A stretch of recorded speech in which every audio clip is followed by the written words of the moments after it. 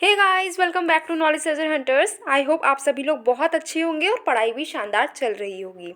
आपको तो पता ही है कि हम PT 365 की सीरीज़ को कर रहे थे और अभी हमारा अपडेटेड जो मटेरियल आता है वो आ चुका है, जिसको आज से हम स्टार्ट कर रहे हैं। अपने अपडेटेड मटेरियल को भी देखेंगे क्योंकि आपको पता है कि जो PT 365 रहता है वो दिसंबर तक की न्यूज़ जो है वो कवर करता है।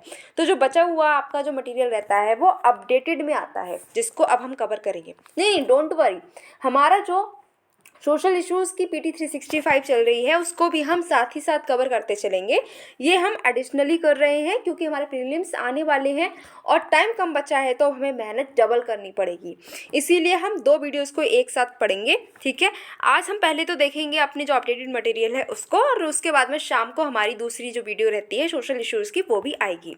सबसे पहले अपडेटेड मटेरियल में हम पॉलिटी से रिलेटेड न्यूज़ को कवर करेंगे कि भाई पॉलिटी से रिलेटेड हमारा 365 दिनों में क्या क्या हुआ। चलो फिर उसको देखते हैं। सबसे पहले हमारा है सेपरेशन ऑफ पावर, ठीक है। सबसे पहले हम क्या देखने वाले हैं कि जो हमारे पावर है वो कैसे कैसे सेपरेट है। हमारे कॉन्स्टिट्यूशन में सेपरेशन ऑफ पावर का क्या कंसेप्ट है। वैसे तो आपको इतना पता ही होगा क्योंकि प्रीलिम्स आने वाले हैं और हमने अपनी लक्ष्मीकांत को ऑलरेडी कवर कर रखा होगा, तो सेपरेशन ऑफ पावर जो है ये आपने समझ रखा होगा। लेकिन ये जो सेपरेशन ऑफ पावर है भाई, इससे रिलेटेड हमारी क्या न्यूज़ रही, ठीक है, ये चर्चा में क्यों रहा, ये समझना बहुत ज़रूरी है। तो इसको हम समझते हैं। न्यूज़ में इसलिए है क्योंकि अभी क्या हुआ है कि जो सेपरेशन ऑफ पावर है इसके ऊपर बहस छिड़ गई थी। बहस क्यों छिड़ गई? क्योंकि बात ये हुई कि जो कॉलेजियम सिस्टम है, कॉलेजियम सिस्टम क्या है? तो कॉलेजियम सिस्टम मतलब कि जो हमारे जो जजेस रहते हैं ना, हमारे सुप्रीम कोर्ट के, हाई कोर्ट के जो जजेस होते हैं, इनको अपॉइंट कैसे किया जाता है ये आपने ऑलरेडी पढ़ रखा है ना। तो ये जो आपको पता है कि अपॉइंट हम करते हैं तो कॉलेजियम सिस्टम बनता है। उसमें क्या रहते हैं कि 4 जो हैं जजेस रहते हैं सुप्रीम कोर्ट के, ठीक है। हमारे एक CJI रहते हैं, ये सब लोग मिलकर डिसीजन लेते हैं। वो रिकमेंडेशन जाती है हमारे प्रेसिडेंट के पास में, ठीक है। प्रेसिडेंट जो है फिर वो अपॉइंटमेंट करते हैं जजेस का, राइट। तो ये जो कॉलेजियम सिस्टम है इसमें बात की जा रही थी, ये डिमांड थी कि ये जो कॉलेजियम सिस्टम है इसमें एग्जीक्यूटिव की भी रिप्रेजेंटेशन रहनी चाहिए। क्योंकि हमने देखा ना कॉलेजियम सिस्टम में क्या है कि CJI है और कौन है, 4 हमारे जजेस हैं सुप्रीम कोर्ट के, राइट। अब यहाँ पर कोई भी बंदा वो नहीं दिख रहा है जो कि ये एग्जीक्यूशन करेगा, ठीक है। एग्जीक्यूटिव जो है उनमें उनकी एब्सेंस है यहाँ पर, इसीलिए ये डिमांड की गई कि एग्जीक्यूटिव रिप्रेजेंटेशन भी होनी चाहिए, ठीक है। खैर ये तो हमारे एग्जाम में नहीं आएगा, एग्जाम के पॉइंट ऑफ व्यू से हमारे लिए इम्पॉर्टेंट हो जाता है सेपरेशन ऑफ पावर, ठीक है।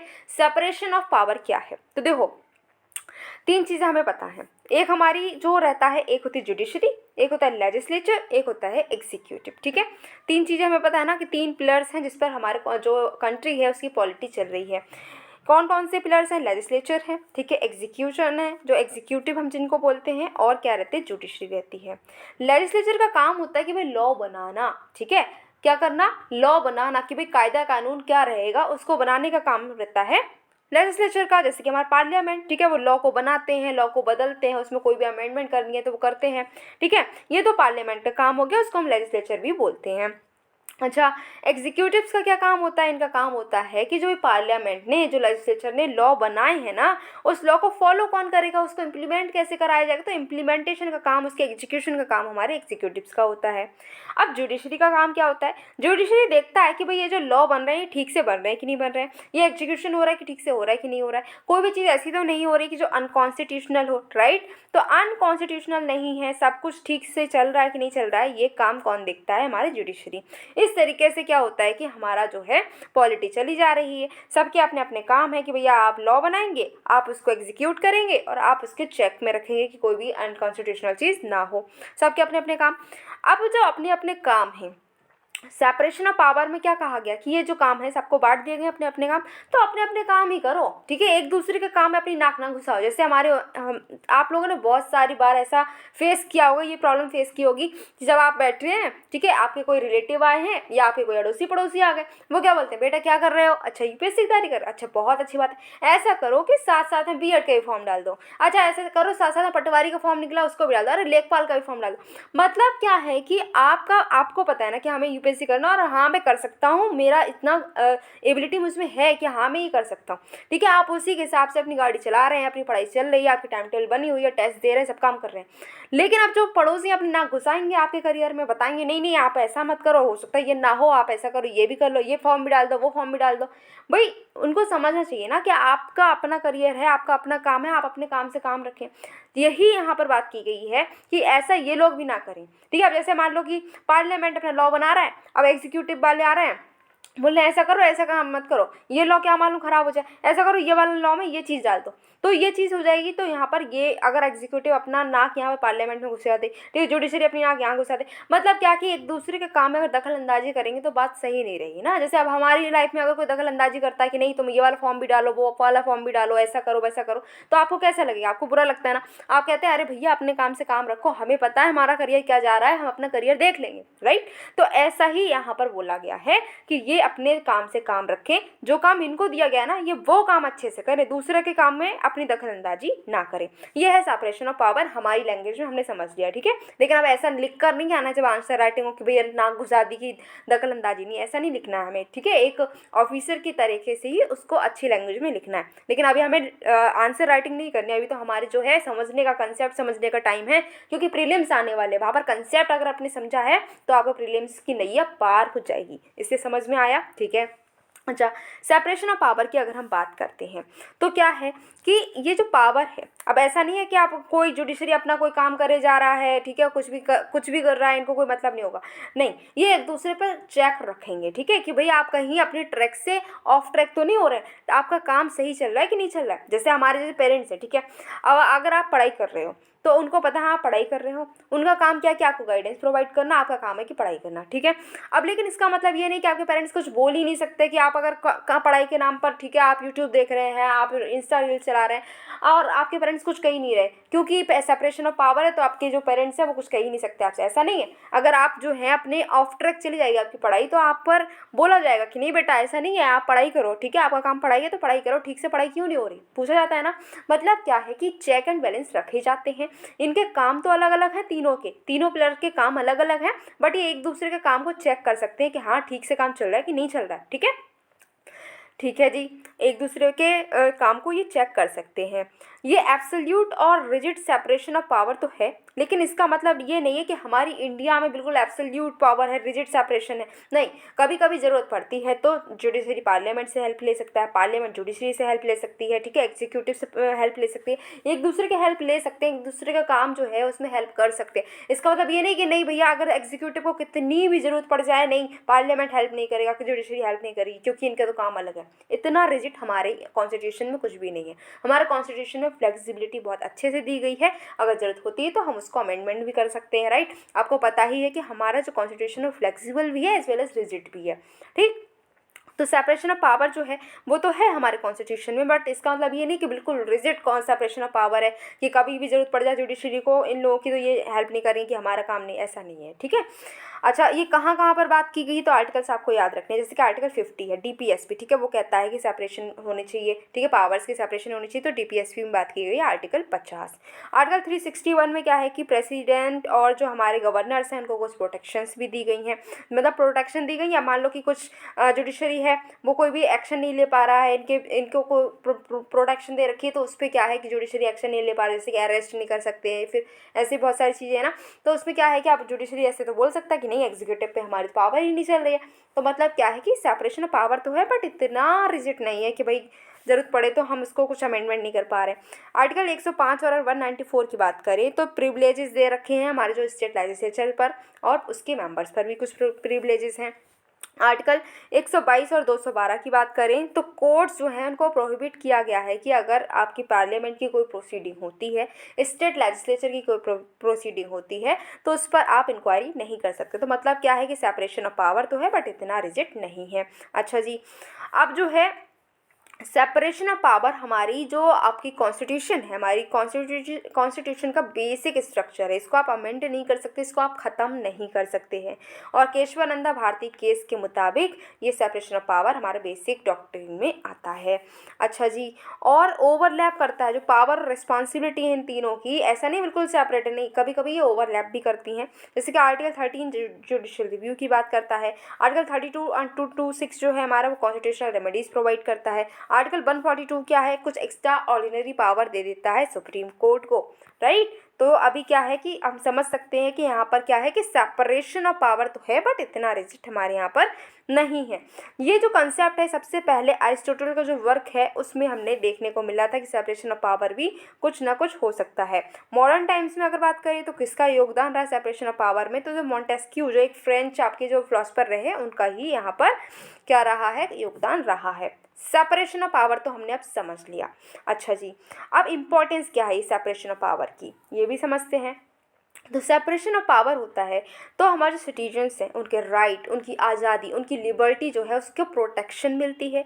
साथ ही साथ में कोई भी डिक्टेटरशिप नहीं जो है राइज कर सकते। ऐसा नहीं है कि कोई आ जाए अब सामने बोले नहीं आज से हम यहाँ इंडिया के राजा हैं, ठीक है, हमारी चलेगी, किसी की नहीं चलेगी, नहीं, ऐसा नहीं हो सकता। हमारी इंडिया में डेमोक्रेसी है और इसका बचाव, इसका प्रोटेक्शन कौन करता है, सेपरेशन ऑफ पावर। कहीं ना कहीं ये हमारी कॉन्स्टिट्यूशन में जो है कॉन्स्टिट्यूशन को भी बचाती है और साथ ही साथ में डेमोक्रेसी को भी। जुडिशियल इंडिपेंडेंस को इंश्योर करती है, ठीक है, कि जो हमारी जो जुडिशरी है वो आज़ादी से काम कर सके, ठीक है। फंक्शनल स्पेशलाइजेशन भी क्रिएट करती है, जैसे कि हमारी जो जुडिशरी है उसका काम है कि वो जस्टिस प्रोवाइड करेगी। अब उसको ये चिंता नहीं है कि हमें लॉ भी बनाना है, हमें लॉ को एग्जीक्यूट भी करना, नहीं, उसको चिंता नहीं है, उसका काम सिर्फ जस्टिस का है तो वो जस्टिस प्रोवाइड करेगी और इसमें वो स्पेशलाइज्ड है। ऐसे ही हमारे पार्लियामेंट का काम है लॉ बनाना, तो लॉ बनाती है, उसमें वो स्पेशलाइज। अब उनसे कह दिया जाए कि आप जस्टिस प्रोवाइड करो तो वो नहीं कर पाएंगे इतने अच्छे से, राइट। तो हर किसी के काम में हर कोई अपना एक्सपर्ट बन चुका है, ठीक है। और जो गवर्नमेंट इंस्टीट्यूशंस हैं इन तीनों के बीच में, जैसे हमने देखा कि लेजिस्लेचर, एग्जीक्यूटिव एंड आपके जुडिशरी, इनके बीच में लड़ाई भी इतनी नहीं होती, इनके बीच में कन्फ्लिक्ट भी इतनी नहीं होते, इनका भी बचाव हो जाता है। अच्छा, कौन कौन से ऐसे जजमेंट्स हैं जो ये सेपरेशन ऑफ पावर्स की बात करते हैं, तो आपको बस नाम याद रखने हैं क्योंकि ये जो है बहुत रेयर ऐसा सिचुएशन हो सकती है कि क्वेश्चन आ जाए, वरना ऐसा नहीं पूछा जाएगा कि केशवानंदा भारती केस में बताओ कौन कौन से जजमेंट पास हुए, कौन कौन सी बातें पास हुई, नहीं, इतना नहीं पूछा जाएगा। लेकिन हाँ, ऐसा पूछ सकते हैं कि which among from following choose the cases which are related to the separation of power. तो आपने ये नाम जानने होंगे तो आप बता देंगे, राइट। तो केशवानंदा भारती केस, ठीक है, फिर जो आपका कोयलो केस हुआ था, फिर Ram Jawaya Kapur versus state of Punjab, V Kannadasan versus state of Tamil Nadu and Golaknath. तो आपको यहाँ पर तीन तो बहुत ही ज़्यादा अच्छे से याद रखने की, केशवानंदा भारती केस और IR कोयलो केस एंड जो गोलकनाथ, ये तीनों केस तो आपके सेपरेशन ऑफ पावर्स की बात करते ही हैं, बाकी ये दोनों को भी आप याद रख सकते हैं। अब बात करते हैं कुछ रिलेटेड न्यूज़ की। तो यहाँ पर बात की गई है नेशनल जुडिशियल कमीशन बिल 2022, ठीक है। कभी हुआ ये है कि प्राइवेट मेंबर बिल एक जो है नेशनल जुडिशियल कमीशन बिल, इसको इंट्रोड्यूस किया गया था राज्यसभा में। अब ये बिल इंट्रोड्यूस किया गया है तो कुछ ना कुछ इसमें बात भी की गई होगी, इसका कुछ एम भी हुआ होगा। ऐसे थोड़ी ना कि भाई मन हुआ तो बिल पास कर दिया हमने, बिल जो है पेश कर दिया कि राज्यसभा में हम ऐसा कर रहे हैं कि बहुत दिनों से हमने कोई बिल नहीं लेकर आया तो बिल ले आ रहे हैं, ऐसा थोड़ी ना होता है। किसी ना किसी एम से, किसी न किसी ऑब्जेक्टिव से ही हम कुछ काम करते हैं। हाँ जी, तो यहाँ पर ये जो बिल है हमारा नेशनल जुडिशियल कमीशन बिल, इसका एम है कि जो जजेस हैं हाई कोर्ट के, सुप्रीम कोर्ट के, अभी हमने देखा था कि इनका अपॉइंटमेंट कैसे होता है, कोलिजियम सिस्टम से होता है।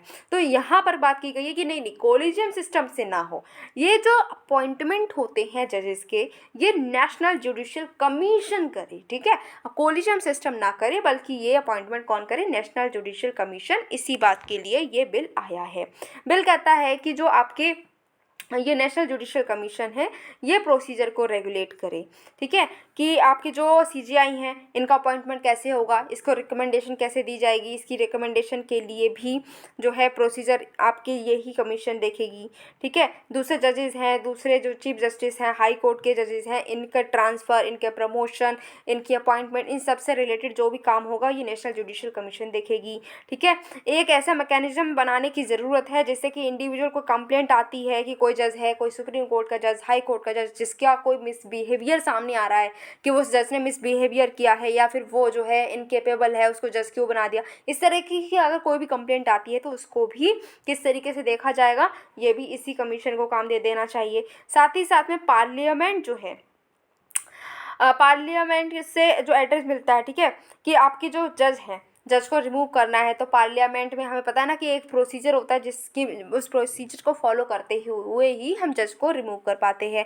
तो वो जो जज है वो प्रोसीडिंग क्या रहेगी, कैसे हम उसको रिमूव कर सकते हैं, पार्लियामेंट को कुछ एडवाइस देनी है, वो सारा काम जो है जज के रिमूवल का वो भी यही कमीशन देके ऐसी भी बात की गई है।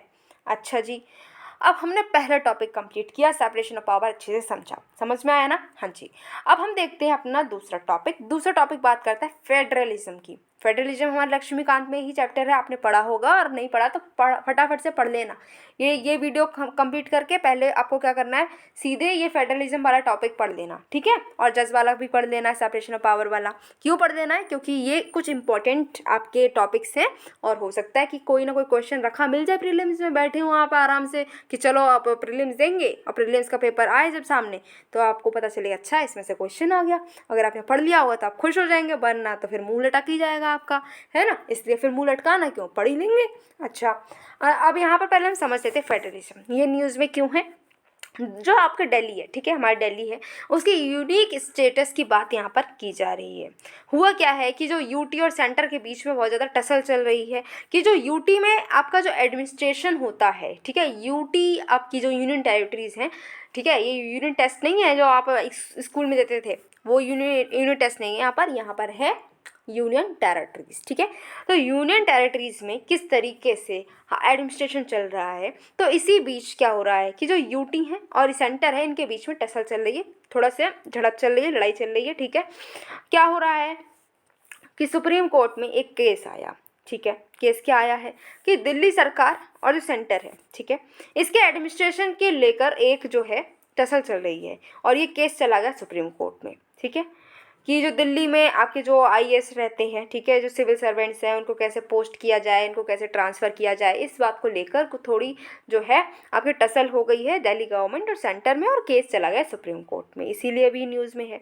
अच्छा, सेंट्रल गवर्नमेंट ने कहा कि यूनियन टेरिटरी जो है कुछ नहीं है बल्कि यूनियन का ही एक्सटेंशन है, ठीक है, यूनियन टेरिटरी कुछ नहीं बल्कि यूनियन का एक्सटेंशन है, ऐसा सेंट्रल गवर्नमेंट ने कहा है।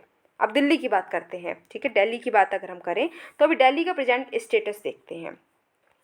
जब भी दिल्ली का नाम आए ना तो आपको एक अमेंडमेंट जरूर याद रखना है, 69th अमेंडमेंट ऑफ कॉन्स्टिट्यूशन, जो कि 1991 में आया। तो 69th जो अमेंडमेंट रहा उसने क्या कहा, उसने नेशनल कैपिटल ऑफ दिल्ली जो है उसको एक स्पेशल स्टेटस दिया गया, ठीक है। जो 69th अमेंडमेंट है 1991 में आया, इसने क्या बोला, इसने कहा कि जो दिल्ली है उसको स्पेशल स्टेटस हम देते हैं, इसके पास में अपनी डेमोक्रेटिकली इलेक्टेड गवर्नमेंट होगी और अपनी लेजिस्लेटिव असेंबली भी होगी, ठीक है। तो दिल्ली के पास में अपनी खुद की डेमोक्रेटिकली इलेक्टेड गवर्नमेंट है, अपनी एक असेंबली भी है और दिल्ली को एक स्पेशल स्टेटस भी प्रोवाइडेड है। फिर नए आर्टिकल्स भी आए, जैसे कि आर्टिकल 239AA एंड 239AB, इनको भी इंसर्ट किया गया है कॉन्स्टिट्यूशन में आर्टिकल 239A के बाद में। लेजिस्लेटिव असेंबली जो है उसके पास में पावर रहेगी कि किसी भी चीज़ को स्टेट लिस्ट या फिर कंकरेंट लिस्ट के ऊपर वो कुछ भी आपके लॉ पास कर सकती है, ठीक है। ऐसे जो भी आपके इनके पावर, जो यूटी के पास में पावर रहेगी वो भी दिल्ली के पास में पावर रहेगी, और लेजिस्लेटिव असेंबली कोई भी मैटर जो स्टेट लिस्ट या कंकरेंट लिस्ट में आता है उस पर ये अपने लॉ बना सकती है। लेकिन अगर कोई भी डिफरेंस आ जाता है, लेफ्टिनेंट गवर्नर और इनके मिनिस्टर्स के बीच में कोई डिफरेंस आ जाता है ओपिनियन का, तो लेफ्टिनेंट गवर्नर जो है वो बातचीत करेंगे प्रेसिडेंट से कि प्रेसिडेंट जो है अब डिसीजन लें, और प्रेसिडेंट जो डिसीजन लेंगे वही फाइनल होगा। समझ में आया? क्या समझ में आया कि अगर देखो अभी सब कुछ नॉर्मल चल रहा है, बहुत अच्छी बात है, लेकिन लेफ्टिनेंट गवर्नर और इनके मिनिस्टर्स जो बहुत सारे हैं इनके बीच में हो गई ओपिनियन में डिफरेंस, ठीक है, लेफ्टिनेंट गवर्नर कुछ कह रहे हैं और मिनिस्टर्स कुछ कह रहे हैं, तब ये मामला कैसे सुलझाया जाएगा? मामला जाएगा प्रेसिडेंट के पास, लेफ्टिनेंट गवर्नर जाएंगे हमारे प्रेसिडेंट के पास में, उनको बात बताएंगे कि ऐसा ऐसा हो गया, बताओ क्या करें। प्रेसिडेंट जो भी डिसीजन लेंगे वही फाइनल यहाँ पर होगा, ठीक है। बट आपको कुछ चीज़ें याद रखनी है। क्या याद रखनी है कि सब कुछ जो चीज़ें हैं जिस पर ये जो आपकी दिल्ली है उसकी अपने अपने राइट्स हैं, कुछ पावर्स हैं, बहुत अच्छी बात है। बट PPL मतलब क्या? पब्लिक ऑर्डर, पुलिस और लैंड, इन तीनों चीज़ों पर दिल्ली सरकार का कोई हक नहीं रहता, कोई पावर नहीं चलती। इस पर जो है पावर चलती है यूनियन गवर्नमेंट की। तो ये पब्लिक ऑर्डर और आपका पुलिस एंड लैंड ये आता है डायरेक्टली यूनियन गवर्नमेंट के अंडर। समझ में आया? जी बिल्कुल आया। अब बात करते हैं आगे। जो सरकार है दिल्ली की, ठीक है, government of national capital territory of Delhi amendment act, एक एक्ट आया 2021 में, ठीक है। इस एक्ट में क्या बात की गई कि जो गवर्नमेंट है यहाँ पर, तो लेजिस्लेटिव असेंबली के द्वारा कोई भी लॉ बनाया जाएगा तो उसका वहाँ पर जो आपकी गवर्नमेंट कही जाएगी वो आपके लेफ्टिनेंट गवर्नर के लिए ही बोला जाएगा। मतलब क्या कि जो दिल्ली है, दिल्ली की लेजिस्लेटिव असेंबली वो कोई भी लॉ बनाती है और इसमें अगर लॉ में कोई भी कहीं पर वो गवर्नमेंट वर्ड का यूज़ करती है तो उस गवर्नमेंट का मतलब होगा लेफ्टिनेंट गवर्नर, ठीक है, जो दिल्ली के हैं। लेफ्टिनेंट गवर्नर की जो ओपिनियन होगी वो ऑब्टेन की जाएगी अगर कोई भी एग्जीक्यूटिव एक्शन लेना है, ठीक है, कोई भी डिसीजन लिया है कैबिनेट ने या फिर कोई मिनिस्टर ने डिसीजन लिया है, उस पर कोई भी एक्शन लेना है, उसको एग्जीक्यूट करना है, तो किसकी ओपिनियन चाहिए होगी? लेफ्टिनेंट गवर्नर की। लेफ्टिनेंट गवर्नर जो है वो असेंट दे भी सकते हैं और नहीं भी दे सकते, ये उनके ऊपर है, ठीक है। कोई भी बिल ऐसा जो कि लेजिस्लेटिव असेंबली है उसके पावर से बाहर है और उस पर अगर लेजिस्लेटिव असेंबली ने कोई भी लॉ बनाया है तो लेफ्टिनेंट गवर्नर उसको कोई भी असेंट नहीं देंगे, इतना भी याद रखना है। अब दिल्ली से रिलेटेड कुछ आपके केसेस हुए हैं जिनको हमें याद रखना है। एक है GNCTD versus Union of India case 2019 में हुआ है। 2 जज की बेंच यहाँ पर बैठी सुप्रीम कोर्ट की, उन्होंने एक वर्डिक्ट दिया कि जो पावर है GNCTD एंड सेंटर की सर्विसेज क्या है, 3 सर्विसेज के ऊपर, ठीक है, जो आपकी सेंटर की पावर है और जो दिल्ली की जो सरकार है उसकी पावर क्या होगी सर्विसेज के ऊपर, तो इसका जो मैटर है वो चला गया था 3 जज बेंच के पास में, ठीक है। 2 जज की बेंच ने एक ऐसा वर्डिक्ट दिया जो सॉल्व नहीं हो पाया और फिर ये 3 जज की बेंच की तरफ चला गया। फिर हुआ है GNCTD Delhi versus Union of India case 2018 में। इसमें क्या हुआ था, इन्होंने कहा कि लेफ्टिनेंट गवर्नर जो हैं वो बाउंड हैं कि उनको अपने जो काउंसिल ऑफ मिनिस्टर्स हैं उनसे एडवाइस लेनी पड़ेगी, उस पर वो बाउंड रहेंगे। लेकिन पुलिस, पब्लिक ऑर्डर और लैंड जो है ये आपका जो है किसके अंडर रहेगा? यूनियन गवर्नमेंट के अंडर रहेगा। अच्छा, अभी दिल्ली का अलग स्पेशल एडमिनिस्ट्रेशन चल रहा है, तो ये कैसे इवॉल्व हुआ? तो 1950 से ही ये शुरुआत हो गई थी। पार्ट C स्टेट बन चुका था। पार्ट C स्टेट को क्या बना था? दिल्ली, ठीक है। फिर 1951 में क्या हुआ कि लेजिस्लेटिव असेंबली बनाई गई और यहाँ पर एक इलेक्टेड CM भी होंगे, ऐसा भी बोला गया। 1956 में दिल्ली को UT बना दिया गया। 1966 में दिल्ली का एडमिनिस्ट्रेशन एक्ट आया, ठीक है, जिसमें बताया गया कि कुछ लिमिटेड रिप्रेजेंटेटिव गवर्नमेंट भी होगी दिल्ली में। 1991 में हमने देखा ही 69 कॉन्स्टिट्यूशनल अमेंडमेंट आया। 2021 में GNCTD अमेंडमेंट एक्ट 2021 भी आ गया। अब जो है लेफ्टिनेंट गवर्नर हैं, ठीक है, तो 2 जगह पर हैं, दिल्ली में भी हैं और पुडुचेरी में भी हैं। तो इनके बीच में क्या डिफरेंस है ये समझने की चीज़ है, चलो समझते हैं। जो दिल्ली के लेफ्टिनेंट गवर्नर हैं उनको ज़्यादा पावर मिलती है, लेफ्टिनेंट जो गवर्नर है पुडुचेरी के उनसे ज़्यादा पावर दिल्ली के लेफ्टिनेंट गवर्नर को मिलती है। दिल्ली के जो लेफ्टिनेंट गवर्नर हैं उनके पास में एग्जीक्यूटिव फंक्शंस भी हैं, ठीक है, जिससे कि वो अपने ऐसे मैटर्स जो कि पब्लिक ऑर्डर, पुलिस और लैंड से रिलेटेड हैं उन पर वो अपनी पावर्स जो है एग्जीक्यूट कर पाते हैं। लेकिन ये पावर जो है पुडुचेरी के पास में नहीं है। लेकिन ये जो पावर्स वो है जो पब्लिक ऑर्डर, पुलिस और लैंड पर एग्जीक्यूट करते हैं लेफ्टिनेंट गवर्नर, उनको लेकिन पहले प्रेसिडेंट से जो है राय लेनी पड़ती है, उनसे एडवाइस लेनी पड़ती है, फिर ही वो ऐसा कर पाते हैं। दिल्ली के जो लेफ्टिनेंट गवर्नर हैं उनको गाइड करता है GNCTD अमेंडमेंट एक्ट 2021 और जो transaction of business of government of national capital territory of Delhi rules हैं उसके अंडर उनको फॉलो करते हुए दिल्ली के जो लेफ्टिनेंट गवर्नर हैं वो काम करते हैं। लेकिन जो पुडुचेरी के लेफ्टिनेंट गवर्नर हैं वो उनको गाइड करता है government of union territories act 1963, ठीक है। आर्टिकल्स 239 ए ऑफ कॉन्स्टिट्यूशन और साथ ही साथ में GNCTD अमेंडमेंट एक्ट 2021 ने क्लियरली ये बताया है कि दिल्ली एक यूटी है जहाँ पर सेंटर जो है वो ज़्यादा प्रोमिनेंट रोल प्ले करेगा। पुडुचेरी से भी ज़्यादा प्रोमिनेंट रोल दिल्ली में सेंटर प्ले करता है। अब बात करते हैं नेक्स्ट टॉपिक की। नेक्स्ट टॉपिक बात करता है कि स्पीकर ऑफ द हाउस। जैसे हमें पता है ना कि हमारे जो लोकसभा है वहाँ पर कौन है, वहाँ पर है स्पीकर, ठीक है। तो अब ये स्पीकर जो है ये कौन है, क्यों न्यूज़ में आए हैं, चलो देखते हैं। हुआ ये है कि अभी US के जो हाउस ऑफ रिप्रेजेंटेटिव है, ठीक है, वहाँ के स्पीकर बने हैं केविन मैकार्थी। यहाँ पर हमारी इंडिया के पार्लियामेंट की बात नहीं हो रही, US में हम पहुँच चुके हैं, ठीक है। US में जो हाउस ऑफ रिप्रेजेंटेटिव हैं वहाँ के स्पीकर कौन बन गए हैं, केविन मैकार्थी। खैर हमारे एग्जाम में ये तो नहीं पूछा जाएगा कि कौन बन गए, बट यहाँ से हाँ ये इंपॉर्टेंट हो जाता है कि हमें स्पीकर ऑफ द हाउस के बारे में सब कुछ पता होना चाहिए। चलो फिर देख लेते हैं कि स्पीकर ऑफ हाउस आखिर एक कौन है, क्या है, क्यों न्यूज़ में है। तो इनको कौन अपॉइंट करता है, सबसे पहले अपॉइंटमेंट की बात कर लेते हैं। तो ये इनको लोकसभा से ही इलेक्ट किया जाता है, ठीक है। लोकसभा के मेंबर्स हैं, ठीक है, उनके मेंबर्स में से ही किसी को भी हम जो है इलेक्ट करके क्या बना देते हैं, स्पीकर ऑफ द हाउस बना देते हैं। और ये बात की गई है आर्टिकल 93 ऑफ द कॉन्स्टिट्यूशन, ठीक है। अगर क्या होता है कि डिप्टी स्पीकर का जो ऑफिस है वो वेकेंट हो जाए तो लोकसभा दूसरे मेंबर को, किसी और मेंबर को डिप्टी स्पीकर भी बना सकते हैं। अब इलेक्शन की डेट क्या होगी, डिप्टी स्पीकर की जो इलेक्शन की डेट होती है वो प्रेसिडेंट फिक्स करते हैं, ठीक है। करस्पॉन्डिंग पोजीशन अगर हम बात करें कि ऐसी ही पोजीशन हमारी जो स्पीकर ऑफ लेजिस्लेटिव असेंबली की भी बनाई गई है। स्टेट में भी हम देखते हैं ना, स्टेट में लेजिस्लेटिव असेंबली होती है तो वहाँ पर जो स्पीकर होते हैं तो वो करस्पॉन्डिंग एक आपकी कह सकते हैं पोजीशन है। हमारे जो सेंटर के लेवल पे अगर बात करें तो सेंटर पे कौन है, स्पीकर है लोकसभा के, और स्टेट में कौन है, speaker of legislative assembly of a state. Article 178 इनसे डील करते हैं। अच्छा, कितने साल तक इनका टर्म रहता है, तो 5 साल तक इनका टर्म रहता है। डिप्टी स्पीकर के रोल की बात करें तो ये लोकसभा के हेड होते हैं, सबसे पहली बात। फिर जो पार्लियामेंट्री ग्रुप होते हैं उनके एक्स ऑफिशियो चेयरमैन भी होते हैं। जब लोकसभा डिसॉल्व हो जाती है तो ऐसा नहीं है कि लोकसभा डिसॉल्व हुई, वही निकलो अब डिसॉल्व हो गई लोकसभा, ऐसा नहीं होता।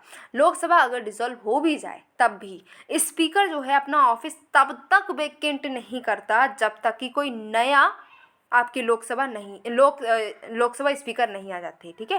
तो जब तक कोई नया स्पीकर नहीं आता तब तक हमारे पुराने स्पीकर अपने ऑफिस को वेकेंट नहीं करते हैं।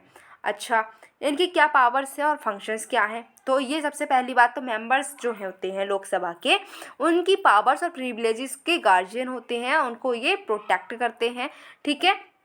साथ ही साथ में इनके जो डिसीजन होता है पार्लियामेंट्री मैटर्स पर, अगर इनका कोई भी डिसीजन है तो वो फाइनल होता है, उस पर आप कोई भी क्वेश्चन अराइज नहीं कर सकते। इनकी पावर और ड्यूटी कहाँ से आती हैं, तो 3 सोर्सेज से इनको पावर और ड्यूटीज़ मिलती हैं। पहला तो हमारा प्यारा कॉन्स्टिट्यूशन, ठीक है। नेक्स्ट है rules of procedure and conduct of Lok Sabha and आपका पार्लियामेंट्री प्रेसिडेंट्स। ये पहले इंस्टेंस में तो वोट नहीं डाल सकते, लेकिन हाँ इनको कास्टिंग वोट की पावर मिली हुई है। कोई भी बिल मनी बिल है या नहीं है, ठीक है, ये भी डिसीजन किसका रहता है, लोकसभा के स्पीकर का रहता है। अब ऐसा तो नहीं है कि इनको हमने अपॉइंट कर दिया और ये कुछ भी करें, हम इनको रिमूव नहीं कर सकते, नहीं ऐसा नहीं, इनको रिमूव भी किया जा सकता है। तो हम रिमूव कब कर पाएंगे, 3 केसेस अगर हैं, 3 केसेस में ऑफिस जो है वेकेंट हो सकता है। आर्टिकल 94 इसकी बात करता है, ठीक है। एक स्पेशल रिजोल्यूशन जो है वो पास किया जाए लोकसभा के द्वारा स्पेशल मेजॉरिटी से, तब इनको रिमूव किया जा सकता है। ये डिप्टी स्पीकर को रेजिग्नेशन लेटर भी दे सकते हैं और रिज़ाइन कर सकते हैं, या फिर ये लोकसभा के मेंबर ही ना रहें। जब लोकसभा के मेंबर नहीं रहेंगे तो ये लोकसभा के स्पीकर भी नहीं रहेंगे। स्पीकर जो है वो लोकसभा को प्रिसाइड नहीं कर सकता जब अगर उसका कोई रिजोल्यूशन जो है, ठीक है, पास हो चुका है कि उसको रिमूव करना है, अभी कंसीडरेशन में है, पास नहीं हुआ रिजोल्यूशन बट हाँ कंसीडरेशन में है कि हाँ इसको, ये जो पर्सन है इसको स्पीकर नहीं बनना चाहिए था, ये स्पीकर के पोस्ट के लायक नहीं, इसको हटाओ, अगर ऐसी बात चल रही है तो वो तब तक प्रिसाइड नहीं करेंगे लोकसभा को। सैलरी और अलाउंस की बात करें तो ये पार्लियामेंट फिक्स करता है और ये चार्ज होते हैं कंसोलिडेटेड फंड ऑफ इंडिया से। तो आपको यहाँ पर ये काम जरूर याद रखना है कि भाई ये जो सैलरी और अलाउंस मिलते हैं लोकसभा के स्पीकर को तो ये कहाँ पर चार्ज होते हैं, तो कंसोलिडेटेड फंड ऑफ इंडिया पर से ये चार्ज होते हैं, ठीक है, ये चीज़ याद रखनी है। अच्छा, अभी बात की जा रही थी कि यूएस के जो हाउस ऑफ रिप्रेजेंटेटिव है वहाँ पर नए स्पीकर आ गए हैं, तो अब हम यूएस से अपने यहाँ के स्पीकर जो हैं उनको भी कंपेयर कर लेते हैं। तो यूएस की अगर हम पहले बात करें तो जो स्पीकर हैं, ठीक है, हाउस के स्पीकर हैं, वो इलेक्ट होते हैं सिंपल मेजॉरिटी से। जब पहला सेशन होता है उनके कांग्रेस का, नहीं हमारी कांग्रेस सरकार की बात नहीं हो रही, कांग्रेस जो है पार्टी की बात नहीं हो रही, वहाँ पर क्या है कि कांग्रेस जो है पार्लियामेंट को ही बोलते हैं, ठीक है, तो उसकी पहले जो सेशन होता है उसमें सिंपल मेजॉरिटी से स्पीकर को चूज़ करते हैं। लेकिन हमारे यहाँ पर बात करें तो सिंपल मेजॉरिटी से जो मेंबर प्रेजेंट और वोट कर रहे होते हैं लोकसभा में, वो ही इलेक्ट करते हैं किसको, लोकसभा के स्पीकर को, ठीक है। वो साथ ही जो आपकी यूएस की बात करें तो जो स्पीकर होता है वो हाउस के प्रिसाइडिंग ऑफिसर भी होते हैं, पार्टी के लीडर भी होते हैं, इंस्टीट्यूशन के एडमिनिस्ट्रेटिव हेड भी होते हैं, और साथ साथ में और ड्यूटीज़ भी होती हैं। इंडिया की बात करें तो इंडिया के स्पीकर जो होते हैं वो प्रिसाइडिंग ऑफिसर होते हैं लोकसभा के, वो हेड होते हैं लोकसभा सेक्रेटेरिएट के, ठीक है। अच्छा, यूएस की बात करें तो यूएस के जो कॉन्स्टिट्यूशन है वो कांग्रेस पर्सन को प्रिवेंट करता है कि कांग्रेस पर्सन जो है वो किसी भी आउटसाइडर को नॉमिनेट नहीं कर सकते। लेकिन हमारे यहाँ पर बात की जाती है कि जो लोकसभा का स्पीकर है वो लोकसभा का मेंबर भी होना चाहिए, ठीक है। यूएस के समझ में है, यूएस में क्या है कि आउटसाइडर कोई पर्सन है जो कि हाउस का मेंबर नहीं है वो भी बन सकता है, लेकिन हमारे यहाँ पर सिर्फ हाउस का मेंबर है वही लोकसभा का स्पीकर बन पाएगा, ठीक है। यूएस की बात करें तो हर 2 साल में इनको इलेक्ट करने की जरूरत पड़ती है स्पीकर को, लेकिन हमारे यहाँ पर इनका टर्म 5 साल है। यूएस की बात करें तो स्पीकर जो हैं वो सेकंड इन लाइन में है, सबसे पहले प्रेसिडेंट है, फिर वाइस प्रेसिडेंट है, वाइस प्रेसिडेंट के साथ साथ पोजीशन स्पीकर की भी रहती है। लेकिन हमारे इंडिया में बात करें तो स्पीकर की ऐसी कोई प्रोविज़न नहीं है कि वो उनको सेकंड लाइन में बात की जाती हो। अच्छा, स्पीकर की बात कर ली, अब बात करते हैं डेप्यूटी स्पीकर की। चलो, स्पीकर तो न्यूज़ में आए थे हमने देखा, अब डेप्यूटी स्पीकर न्यूज़ में क्यों आए हैं? न्यूज़ में ये इसलिए आए हैं क्योंकि सुप्रीम कोर्ट ने क्या किया है, नोटिस दिया है किसको, सेंटर को। सुप्रीम कोर्ट ने हमारे नोटिस दिया है सेंटर को और 5 स्टेट्स को। कौन कौन सी स्टेट्स हैं? राजस्थान, उत्तराखंड, मध्य प्रदेश, उत्तर प्रदेश एंड झारखंड। इन्होंने क्या कहा कि ये जो सुप्रीम कोर्ट है उन्होंने सेंटर से कहा और साथ साथ में इन 5 स्टेट से कहा है कि भाई आप जो है डेप्यूटी स्पीकर को क्यों नहीं इलेक्ट कर रहे हो, क्यों आप फेल हो गए हो, ठीक है, डेप्यूटी स्पीकर को इलेक्ट करो, क्यों फेल हुए जा रहे हो, ऐसी बात इन्होंने कही है। अब बात करते हैं डेप्यूटी स्पीकर, आखिर ये न्यूज़ में आ गए हैं तो हमारे लिए इंपॉर्टेंट है, समझते हैं डेप्यूटी स्पीकर को। डेप्यूटी स्पीकर जो हैं इनको अपॉइंट कौन करता है? तो ये भी लोकसभा से ही इलेक्ट होते हैं, इनके मेंबर्स होते हैं लोकसभा के, उन्हीं में से डेप्यूटी स्पीकर को भी इलेक्ट किया जाता है आर्टिकल 93 के अंडर, ठीक है। अब डेप्यूटी स्पीकर जो हैं इनके ऑफिस कब वेकेंट होता है? जब अगर इनका ऑफिस वेकेंट हो जाता है डेप्यूटी स्पीकर का तो लोकसभा किसी और मेंबर को लोकसभा के ही क्या बना देते हैं, दूसरे मेंबर बना देते हैं, डेप्यूटी स्पीकर बना देते हैं। कब इनका इलेक्शन होगा? तो वो जो डेट है वो फिक्स कौन करता है? डेप्यूटी स्पीकर के इलेक्शन की डेट फिक्स करते हैं स्पीकर, जिनके बारे में अभी हमने पढ़ा था। और ऐसी सिमिलर पोजीशन स्टेट लेवल पर भी होती है, उनको हम deputy speaker of legislative assembly of state कहते हैं, आर्टिकल 178 में बात की गई है। अच्छा, इनका टर्म कितना है? 5 साल इनका भी टर्म है।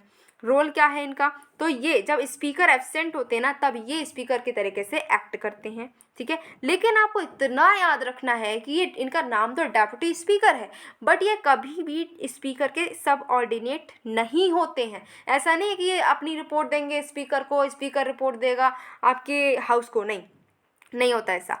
ये डायरेक्टली रिपोर्ट करते हैं हाउस को, ये स्पीकर से सबऑर्डिनेट नहीं हैं, ये आपको याद रखना है, क्वेश्चन बन सकता है। और आप वहाँ पर सोचें अरे डेप्यूटी है तो हो सकता है कि सबऑर्डिनेट हो, ऐसा नहीं, सोच में मत डूब जाना, ठीक है, यहाँ पर समझ लो अच्छे से। अच्छा, जब भी इनको अपॉइंट किया जाता है कि ये पार्लियामेंट्री कमेटी के मेंबर बनेंगे तब ये ऑटोमेटिकली उसके चेयरमैन भी बन जाते हैं, इतना चीज़ भी आपको समझ में आना चाहिए। अच्छा, क्या फंक्शंस है, क्या पावर्स है इनकी, इसके बारे में बात करें आर्टिकल 95 में। तो ये जो है फर्स्ट इंस्टेंस में वोट नहीं देंगे बट ये इनके पास में भी कास्टिंग वोट की पावर रहती है। अगर कोई भी ऐसी सिचुएशन आती है कि दोनों हाउस जो है लोकसभा एंड राज्यसभा उनकी ज्वाइंट सिटिंग होनी है और स्पीकर एब्सेंट है, तब कौन हेड करेगा? तब यहाँ पर ये प्रिसाइड करेंगे उस ज्वाइंट सिटिंग को, ठीक है। अच्छा, अब इनको भी हम रिमूव कर सकते हैं क्या? हाँ जी, इनको भी रिमूव कर सकते हैं। कैसे रिमूव करेंगे? 3 कंडीशंस हैं। एक तो रिजोल्यूशन पास करना पड़ेगा लोकसभा के द्वारा, ठीक है, स्पेशल मेजॉरिटी से रहना चाहिए। फिर ये रेजिग्नेशन दे सकते हैं, स्पीकर को बोल सकते हैं कि हम रिजाइन कर रहे हैं, और या फिर ये लोकसभा के मेंबर ही ना रहें, तब भी ऐसा हो जाएगा। सैलरी और अलाउंस की बात करें तो पार्लियामेंट फिक्स करते हैं इनकी सैलरी कितनी होगी, और ये इनकी सैलरी और अलाउंस भी चार्ज होते हैं कंसोलिडेटेड फंड ऑफ इंडिया से। अब बात करते हैं पार्लियामेंट्री प्रिविलेजेस की। हमारा जो नेक्स्ट टॉपिक है वो बात करता है किसकी, पार्लियामेंट्री प्रिविलेजेस की। अच्छा जी, पार्लियामेंट्री प्रिविलेजेस वैसे तो आपने अब तक पढ़ लिया होगा, ठीक है, लक्ष्मीकांत में स्टैटिक में हमने बहुत अच्छे से पढ़ना भी चाहिए इसको कि हाँ ये क्या है, क्योंकि हो सकता है क्वेश्चन आ जाए। अच्छा, अभी हम यहाँ पर बात करें तो ये न्यूज़ में क्यों है, तो अभी क्या हुआ है कि जो लीडर ऑफ अपोजिशन थे उनकी स्पीच हुई, ठीक है, उनकी स्पीच थी मोशन ऑफ थैंक्स पर, जो प्रेसिडेंट की जो एड्रेस हुआ था उसको एक्सपेंस किया गया, और उस पर क्या हुई है, मोशन ऑफ थैंक्स की जब स्पीच चल रही थी तो कुछ जो है लीडर ऑफ अपोजिशन की स्पीच के कुछ पार्ट ऐसे रहे कि वो एक्सपंस्ड हैं, ठीक है। एक्सपर्ट्स ने कहा कि ये जो है पार्लियामेंट्री प्रिविलेजेस के अगेंस्ट में है जो एमपी एंजॉय करते हैं। आर्टिकल 105 में पार्लियामेंट्री प्रिविलेजेस दिए गए हैं एमपी को। तो अब इसका मतलब ये नहीं कि आप कुछ भी बोलेंगे, स्पीच में कुछ भी बोल देंगे, नहीं, ऐसा नहीं है। कुछ स्पीच के पार्ट ऐसे थे जो कि लोगों को पसंद नहीं आए, इसलिए ये न्यूज़ में रहा। अच्छा, यहाँ पर आपको ये चीज़ें याद नहीं रखनी है कि अच्छा उनकी स्पीच में क्या था, उन्होंने क्या ऐसा बोल दिया, क्या किसी को पसंद आया, क्या गलत था, क्या नहीं, नहीं नहीं, ये चीज़ें याद नहीं रखनी। आपका प्रीलिम्स आने वाला है, आपको याद क्या रखना है कि आर्टिकल 105 में बात की गई है पार्लियामेंट्री प्रिविलेजेस की। समझ में आया? अब ये क्या है, पार्लियामेंट्री प्रिविलेजेस है क्या, ये समझना जरूरी है। चलो समझते हैं। तो पार्लियामेंट्री प्रिविलेजेस क्या होता है, लीगल इम्यूनिटी है जो कि मेंबर्स जो है लेजिस्लेचर के, चाहे वो पार्लियामेंट के हो चाहे आपके स्टेट लेजिस्लेचर के हो, उनको क्या है कि कुछ लीगल इम्यूनिटी मिलती है, जहाँ पर जो नेता होते हैं हमारे, जो जो लॉ मेकर्स हैं, ठीक है, जो लेजिस्लेचर्स हैं, उनको कुछ प्रोटेक्शन दी जाती है, कुछ क्रिमिनल और कुछ सिविल लायबिलिटी रहती है। अगर कुछ एक्शन ऐसा है तो उनको, अगर उन्होंने कुछ एक्शन ऐसा कर दिया तो जिसकी वजह से उनको सिविल या क्रिमिनल लायबिलिटी रहनी चाहिए, वो लायबिलिटी अब इन पर नहीं रहती। समझ में आ रही है? देखो हुआ क्या, अब यहाँ पर समझते हैं फिर से। इनकी कुछ लेजिस्लेटिव ड्यूटीज़ हैं, इनको लॉ बनाना है, ठीक है, ये पार्लियामेंट में बैठे हैं, ये हमारी जो संसद है उसमें बैठे हुए हैं, ठीक है, कुछ हमारे जो संसद के मेंबर्स हैं। अब वो लॉ बनाना है, लॉ बनाना है उनका काम, एक्ट बनाना है उनका काम। अब वो लॉ बनाने के लिए वो उनका कोई भी ऐसा उन्होंने एक्ट किया जिससे हो सकता है कि सिविल या क्रिमिनल एक्ट, क्रिमिनल लायबिलिटी उनको अट्रैक्ट करती हो, तो उससे इनको प्रोटेक्शन मिलेगी। यही होता है पार्लियामेंट्री प्रिविलेजेस, ठीक है। क्या है कि लीगल इम्यूनिटी ये इंजॉय करते हैं सिविल और क्रिमिनल लायबिलिटी के अगेंस्ट में। पार्लियामेंट जो है वो सोल अथॉरिटी है, वो ये असर्टेन करेगा, वो ये जानेगा कि क्या प्रिविलेजेस जो हैं उसका ब्रीच हुआ है या नहीं हुआ है, क्या हाउस जो है, पार्लियामेंट हाउस है, उसका कंटेम्प्ट हुआ है या नहीं हुआ है, ये कौन डिसाइड करेगा, ठीक है। हमने देखा ना कंटेम्प्ट ऑफ कोर्ट, हमने देखा है, तो कंटेम्प्ट हुआ है कि नहीं हुआ है। यहाँ पर कोर्ट की बात नहीं, यहाँ पर जो कंटेम्प्ट है तो हाउस के कंटेम्प्ट की बात हो रही, पार्लियामेंट की बात हो रही कि पार्लियामेंट है, लोकसभा है, राज्यसभा है, इसके कंटेम्प्ट किया गया है या नहीं किया गया है, या फिर पार्लियामेंट्री प्रिविलेजेस जो है इनका ब्रीच हुआ है या नहीं हुआ है। ये कोई भी कोर्ट जो है वो डिसाइड नहीं करेगा, सिर्फ और सिर्फ पार्लियामेंट के पास में ये पावर है कि वो ये डिसाइड करे कि ऐसा हुआ है या नहीं हुआ है। अगर प्रिसाइडिंग ऑफिसर जो है, जैसे हमने बात किया अभी स्पीकर की, ठीक है, डेप्टी स्पीकर, तो प्रिसाइडिंग ऑफिसर जो है उन्होंने कंसेंट दे दी, ठीक है, तब क्या हुआ, काउंसिल जो है वो कंसीडर करेगी क्वेश्चन को और डिसीजन लेगी, या फिर वो है काउंसिल ये डिसाइड कर सकती है, वरना क्या होगा कि कमिटी ऑफ प्रिविलेजेस के पास में ये मैटर रेफर कर दिया जाएगा। ये जो कमेटी ऑफ प्रिविलेजेस है ये 10 मेंबर की पैनल होती है राज्यसभा में, और लोकसभा में 15 मेंबर की पैनल होती है। ये डिसाइड फिर करेंगे कि अच्छा क्या करना है, अगर कंटेम्प्ट हो गया है या फिर प्रिविलेजेस का जो है ब्रीच हो गई है तो आगे करना क्या है, ये डिसाइड करेंगे कौन, कमेटी ऑफ प्रिविलेजेस। अब प्रिविलेजेस कितने तरीके के होते हैं ये भी समझ लो। तो इंडिविजुअल प्रिविलेजेस भी मिलते हैं और कलेक्टिव प्रिविलेजेस भी मिलते हैं। अच्छा, इंडिविजुअल की बात करें तो हर एक मेंबर जो पार्लियामेंट का है उसको अपने राइट्स मिलते हैं, उसको हम इंडिविजुअल प्रिविलेजेस बोलते हैं। जैसे कि जो एमपी होते हैं उनके पास में ये हक है कि उनके मन में जो आ रहा है, जो उनका माइंड जो कह रहा है वो उसको स्पीक करें, उसको बोलने के लिए फ्री हैं, ठीक है।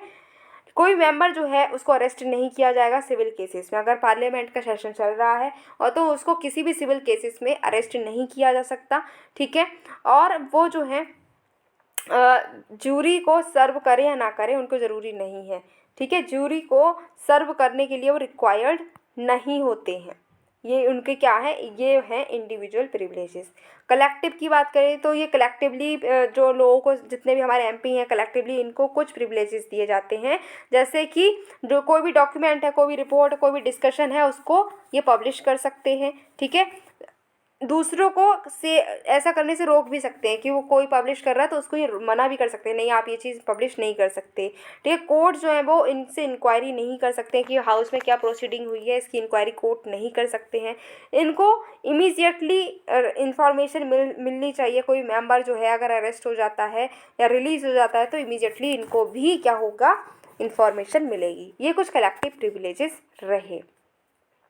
पार्लियामेंट्री प्रिविलेजेस से रिलेटेड कुछ कॉन्स्टिट्यूशनल और लीगल प्रोविजंस भी हैं। कॉन्स्टिट्यूशनल प्रोविजंस की बात करें तो आर्टिकल 105 और 194 है, 194, ठीक है। ये जो है पावर, प्रिविलेजेस और इम्यूनिटीज़ प्रोवाइड करते हैं हमारे जो एमपी हैं उनको, ठीक है, या फिर स्टेट लेजिस्लेटिव असेंबलीज हैं उनके मेंबर को भी यहाँ से ही पावर मिलती है। स्टैट्यूटरी प्रोविजंस की बात करें तो कोड ऑफ सिविल प्रोसीजर 1908 है, ये यहाँ पर पार्लियामेंट्री प्रिविलेजेस की बात करता है।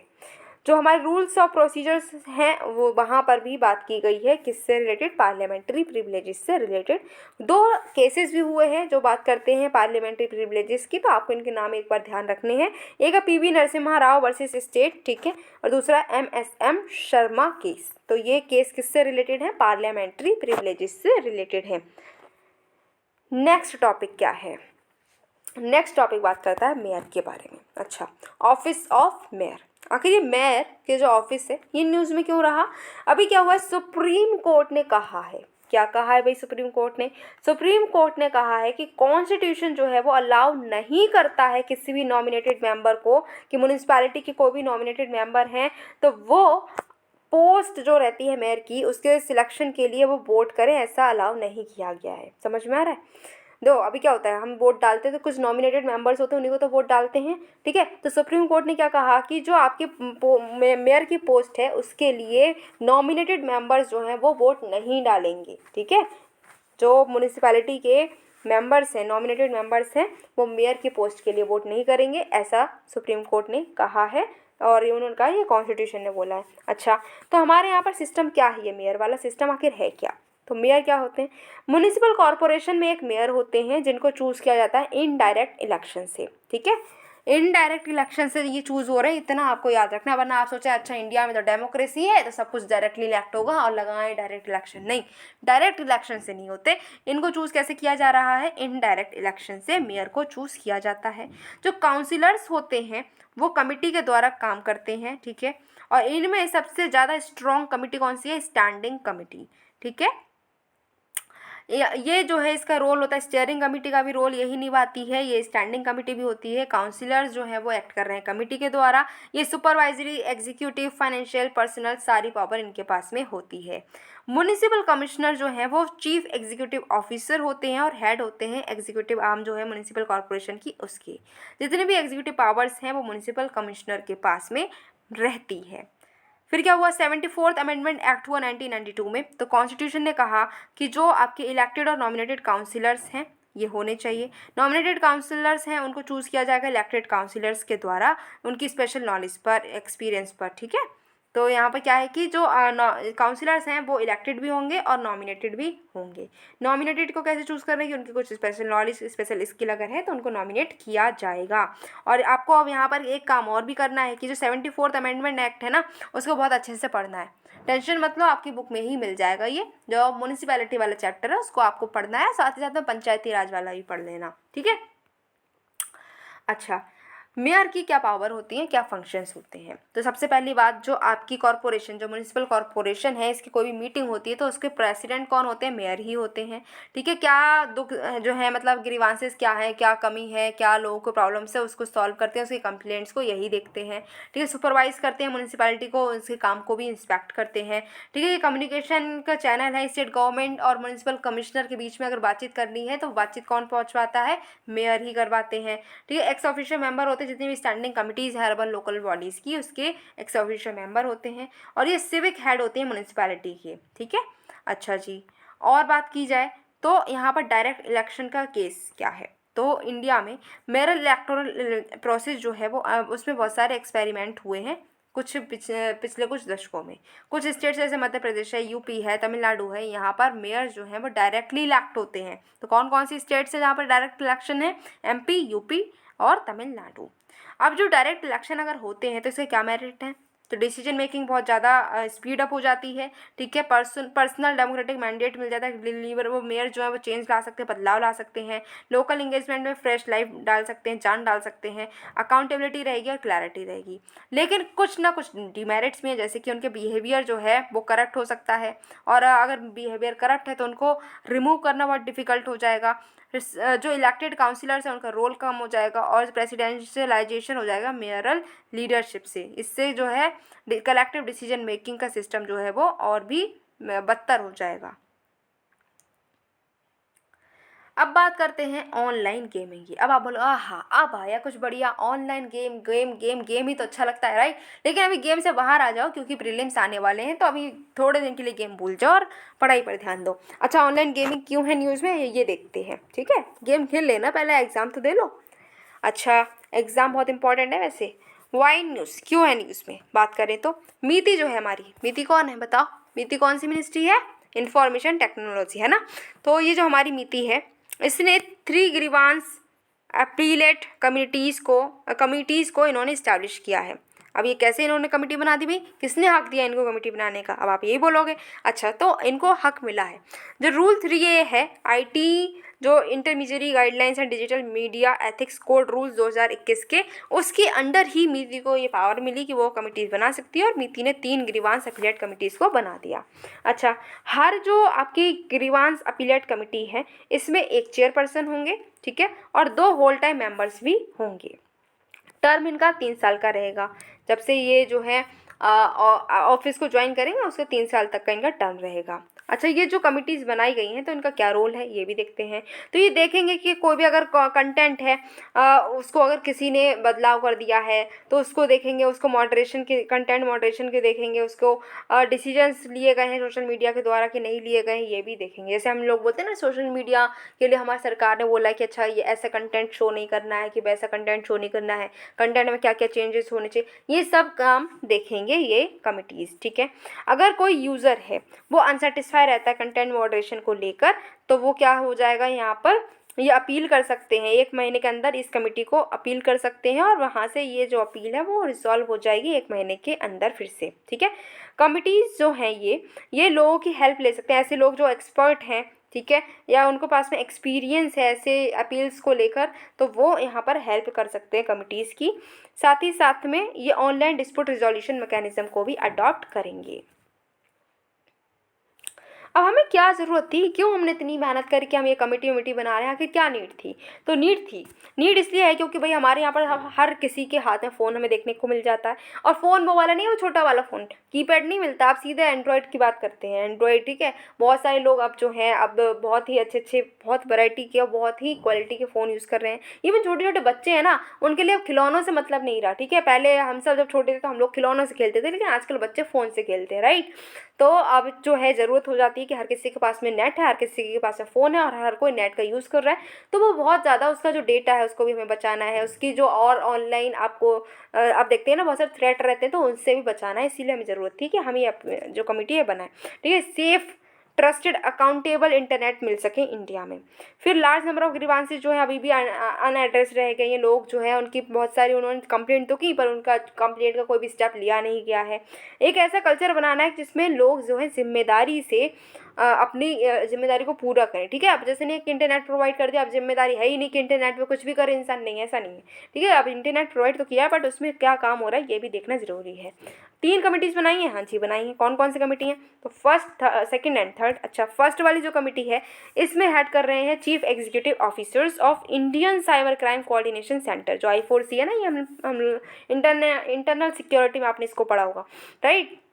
तो उसके जो चीफ एग्जीक्यूटिव ऑफिसर्स हैं वो हेड करेंगे, और ये under ministry of home affairs के अंडर आएंगे। सेकंड वाली जो है आपकी जो कमेटी है इसको चेयर करेंगे joint secretary in charge of policy and administration division, ministry of information and broadcasting के अंडर आएंगी ये। थर्ड वाली जो है उसको सीनियर साइंटिस्ट जो है मीति के अंडर वो चेयर करेंगे। ऑनलाइन गेमिंग को लेकर कुछ रेगुलेशंस भी हैं, जैसे कि अभी कोई डेडिकेटेड रेगुलेटरी बॉडी नहीं है ऑनलाइन गेमिंग को लेकर। मीति रिस्पॉन्सिबल है, जितना ये जो ऑनलाइन गेमिंग है इसको कौन देखता है, मीति देखता है। कुछ इसके रिलेटेड न्यूज़ भी हैं, चलो देख लेते हैं रिलेटेड न्यूज़।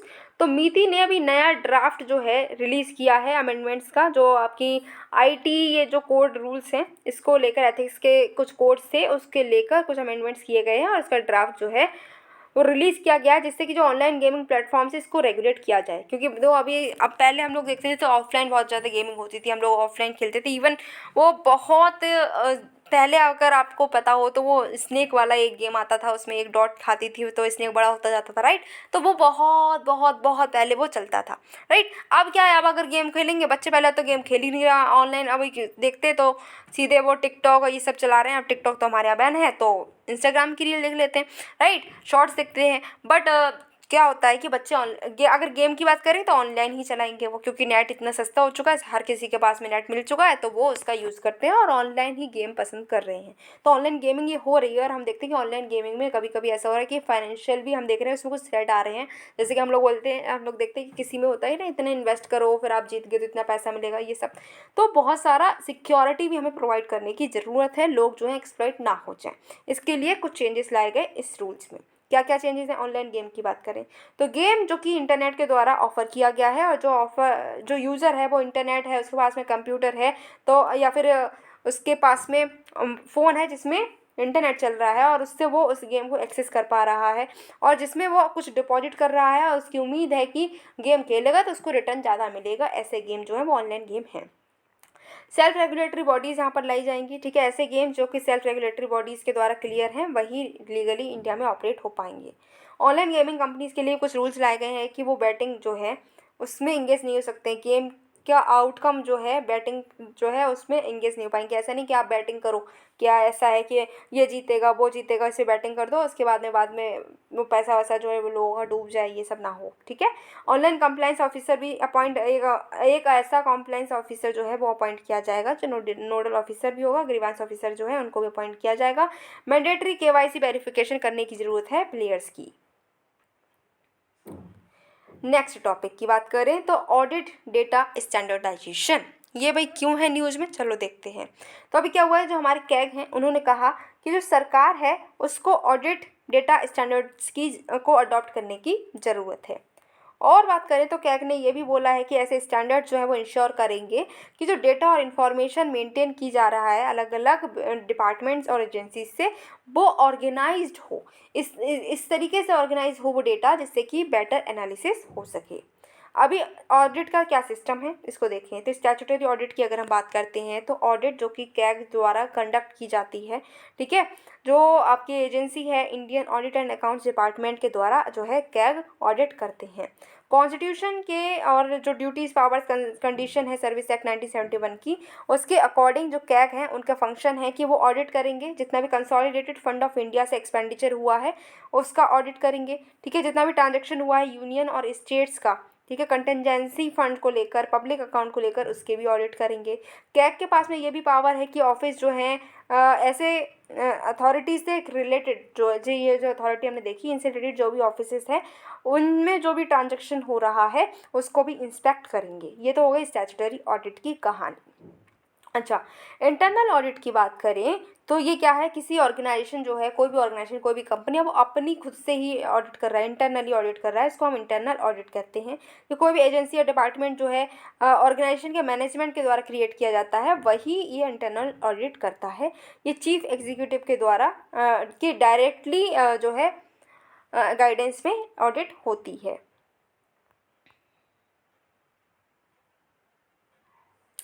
अब जो है कैग कौन कौन से ऑडिट करते हैं, तो फाइनेंशियल ऑडिट करते हैं, रेगुलरिटी ऑडिट करते हैं, रिसिट्स ऑडिट करते हैं, परफॉर्मेंस ऑडिट करते हैं।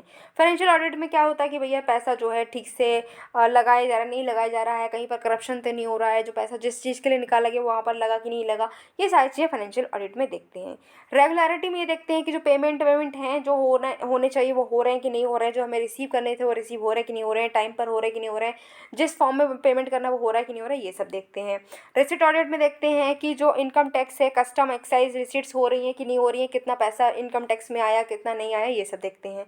परफॉर्मेंस ऑडिट में देखते हैं कोई भी स्कीम है, कोई प्रोग्राम है, उसकी क्या परफॉर्मेंस चल रही है। अब एक रिलेटेड न्यूज़ है, इंटरनेशनल लेबर ऑर्गेनाइजेशन जेनेवा जो है, उन्होंने कैग को चूज़ किया है कि वो एक्सटर्नल ऑडिटर बनेंगे। 4 साल का टर्म रहेगा, 24 से 27 तक का टाइम है। कैग जो है वो स्पेसिफाई करते हैं, ILO ने बताया है कि ILO एक पैनल बनाया जो कि कैग जो है एक्सटर्नल ऑडिटर जो है उनको नॉमिनेट करेंगे। तो ये एक्सटर्नल एक जो पैनल है वही एक्सटर्नल ऑडिटर को नॉमिनेट करेगा। अच्छा, सुप्रीम ऑडिट इंस्टीट्यूशंस क्या होते हैं? तो ये पब्लिक बॉडीज़ हैं जो कि रिस्पॉन्सिबल हैं ऑडिटिंग करने के लिए। जो गवर्नमेंट के रेवेन्यू और एक्सपेंडिचर है उसके ऑडिटिंग के लिए ये बॉडीज़ रिस्पॉन्सिबल हैं। और हर ये जो बॉडी है सुप्रीम ऑडिट इंस्टीट्यूशन, ये UN मेंबर कंट्री जो है उससे ये बॉडी आती है। बहुत सारी ये बॉडी हैं, हर एक UN मेंबर कंट्री की ये एक बॉडी होती है और ये मेंबर हैं इंटोसाई के। इंटोसाई क्या है? तो ये international organisation of supreme audit institution है। ये वॉलंटरी नॉन पॉलिटिकल ऑर्गेनाइजेशन है जो कि ऑडिटिंग स्टैंडर्ड्स को प्रमोट करने के लिए काम कर रहे हैं, गुड गवर्नेंस के लिए काम कर रहे हैं। और जो आपके ये सुप्रीम ऑडिट इंस्टीट्यूशन है इसकी आज़ादी, इसकी इंडिपेंडेंस के लिए भी काम कर रहे हैं। बात की जाए तो 7 इंटोसाई रीजनल ऑर्गेनाइजेशंस भी हैं, जैसे कि अफ्रोसाई, अरबोसाई ईस्ट एंड नॉर्थ अफ्रीका के लिए हैं, असोसाई, कैरोसाई, इरोसाई, ठीक है, ओलेसेफ्स एंड पासाई। कैग जो है उनको इलेक्ट किया गया है कि वो एसोसाई के भी चेयरमैन रहेंगे 2024 से 27 तक। World health organisation, food and agriculture organisation, international atomic energy agency, organisation for the prohibition of chemical weapons, और ये जो आपका है इंटर पार्लियामेंट्री यूनियन, ये करंटली एक्सटर्नली ऑडिट कर रहे हैं। इनको एक्सटर्नली हमारे जो इंडिया के कैग हैं वो इनको ऑडिट कर रहे थे। अच्छा जी, नेक्स्ट टॉपिक देखते हैं। तो नेक्स्ट टॉपिक है एस्पिरेशनल ब्लॉक प्रोग्राम। ये क्या है भाई? चलो समझ लेते हैं आखिर ये क्या है और न्यूज़ में क्यों है, क्यों हम पढ़ रहे हैं इसको, क्यों हमारा काम बढ़ा दिया है, हमें इसको भी पढ़ना पड़ रहा है। चलो देख लेते हैं आखिर क्यों पढ़ रहे हैं। टेंशन की बात नहीं है, अब थोड़ा सा काम है, चलो पढ़ ही लो, है ना। तो PM ने लॉन्च किया है, क्या किया है launch? Government's aspirational block programme, ठीक है, सरकार का एस्पिरेशनल ब्लॉक प्रोग्राम को हमारे PM ने लॉन्च किया है। अब भाई ये प्रोग्राम लॉन्च हुआ है तो इसका कुछ एम भी होगा। हाँ जी, इसका एम है कि जो हमारे ब्लॉक्स हैं जो कि बहुत सारे डेवलपमेंट के पैरामीटर्स में पीछे रह गए हैं, उनकी परफॉर्मेंस को इम्प्रूव करने के लिए ये जो प्रोग्राम है ये लॉन्च किया गया है। अच्छा जी, न्यूज़ की और बात करें तो सबसे पहली बार इसको अनाउंस किया गया था यूनियन बजट 2022-23 में, ठीक है। और जो हमारा 23-24 का बजट आया है इसमें भी इसको मेंशन किया गया है। किस बेसिस पर इसको बनाया गया है? तो जो मॉडल है हमारा एस्पिरेशनल डिस्ट्रिक्ट प्रोग्राम, इसी के मॉडल पर इसको बनाया गया है, जो कि ये जो हमारा एस्पिरेशनल डिस्ट्रिक्ट प्रोग्राम है 2018 में लॉन्च हुआ था। 112 डिस्ट्रिक्ट जो है हमारे कंट्री की, इसको ये कवर कर रहा है। एस्पिरेशनल ब्लॉक प्रोग्राम जो है इसके फीचर्स देख लेते हैं, कहाँ कहाँ कवर हुआ है। तो ये 500 ब्लॉक जो है हमारे 31 स्टेट यूटी में, इसको इनिशियली इसने जो है कवर किया। इनमें से हाफ ब्लॉक जो है वो 6 स्टेट्स में, कौन कौन से स्टेट हैं? UP, Bihar, MP, Jharkhand, Orissa, West Bengal, ठीक है। और उसके बाद में और भी स्टेट्स इसमें ऐड हुई हैं। एम क्या है कि इसेंशियल गवर्नमेंट सर्विसेज हैं वो अलग अलग क्षेत्र में अलग अलग जो आपकी सरकार सर्विसेज प्रोवाइड करती है वो यहाँ पर मिलनी चाहिए। जैसे हेल्थ के फील्ड में हो गया, न्यूट्रिशन के फील्ड में हो गया है, education, agriculture and many more, ठीक है। की इंडिकेटर्स की बात करें तो 15 की सोशियो इकोनॉमिक इंडिकेटर्स हैं जो कि इसमें देखे जाएंगे। यहाँ पर फ्लेक्सिबिलिटी भी है कि और अगर आपको कोई इंडिकेटर लग रहा है तो इसमें ऐड कर सकते हैं हमारी स्टेट, ठीक है।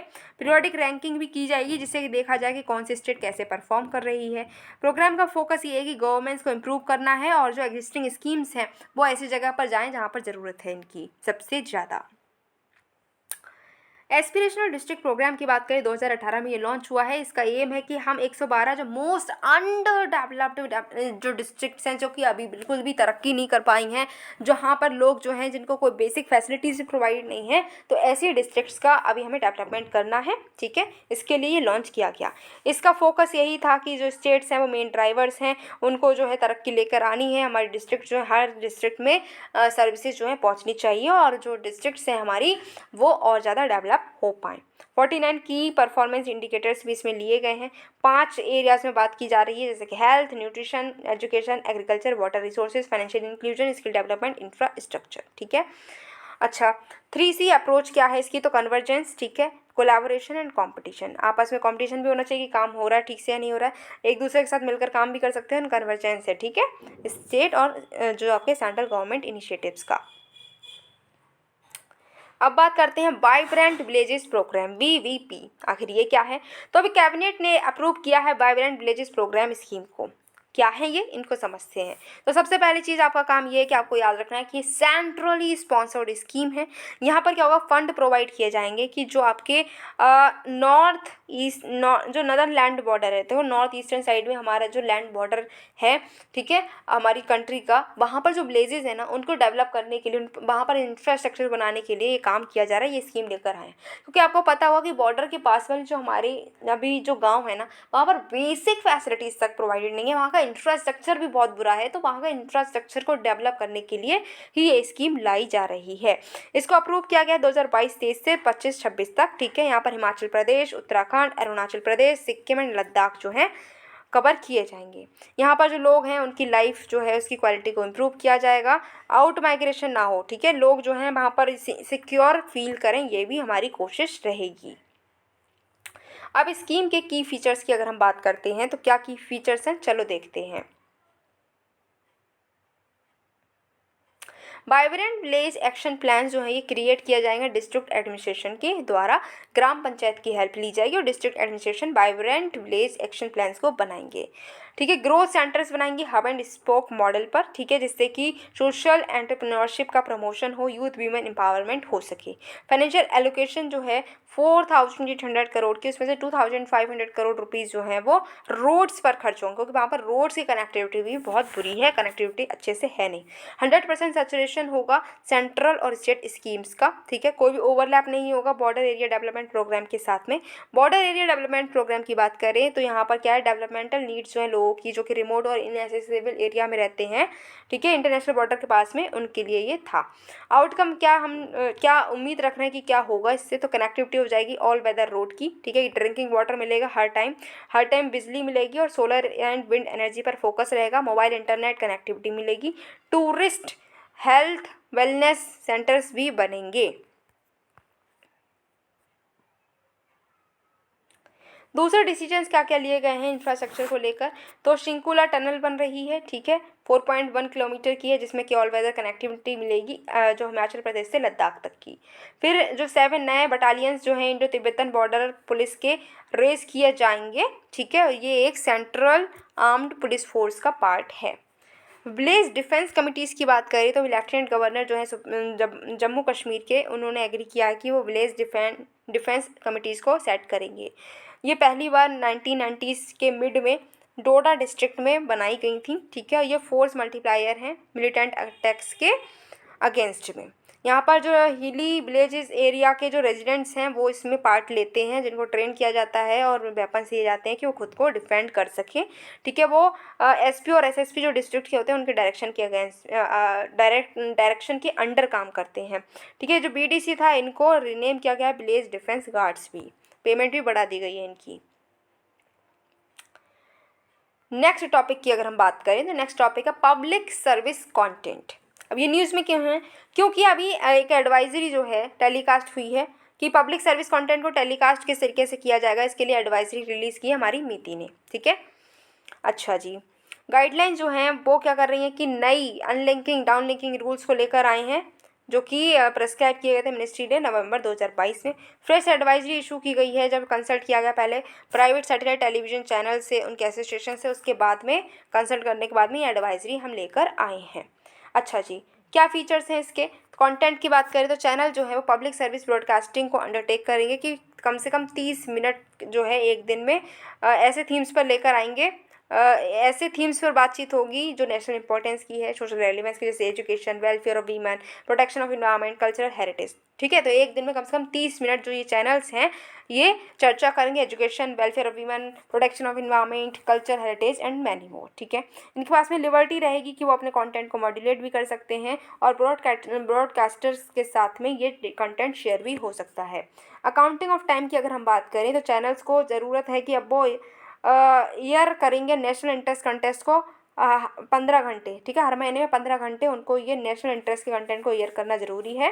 कंटेंट जो है वो ज़रूरी नहीं कि 30 मिनट लगातार, हो सकता है कि छोटे छोटे स्लॉट्स में वो दिखाया जाए, लेकिन हाँ कि वो जो कंटेंट है वो सुबह के रात के 12 बजे से सुबह 6 बजे तक के पीरियड में नहीं दिखाया जाएगा, क्योंकि उस टाइम पर तो यार सब लोग सो रहे हैं, तो ये नेशनल इंटरेस्ट के टॉपिक को कौन देखेगा, राइट। तो इस टाइम पर दिखाना है कि जब लोग टेलीविजन को देख रहे हैं, चैनल्स को देख रहे हैं, उस टाइम पर ही कंटेंट दिखाया जाएगा, वरना पता चले कि ये चैनल वाले क्या करें कि जब सब सो रहे हैं तब ऐसा कंटेंट दिखाए जो नेशनल इंटरेस्ट का है, राइट। इसलिए ऐसा वो ना करें। इसलिए ज़रूरी है कि रात के 12 बजे से सुबह 6 बजे तक तो सारी दुनिया लगभग सो ही रही होती है, ठीक है, लेकिन बहुत सारे लोग पढ़ भी रहे होते हैं, बहुत सारे लोग और भी काम कर रहे होते हैं।